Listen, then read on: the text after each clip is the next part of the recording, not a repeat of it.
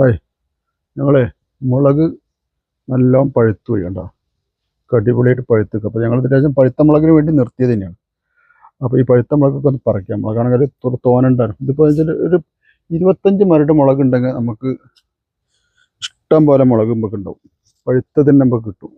ഉണ്ടോ, ഇഷ്ടം പോലെ പഴുത്ത. അപ്പോൾ അത് നല്ല ഉണക്കാൻ പറ്റിയ പാകത്തിലുള്ള മുളകാണ്. അപ്പോൾ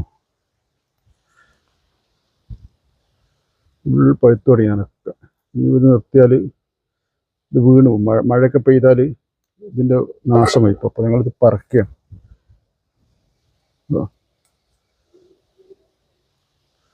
ഇങ്ങനെ നിർത്തിയാലെന്ന് വെച്ചാൽ പിന്നെ പുതിയ മുളകൊന്നും കായ്ക്കില്ല, കായ കുറയും.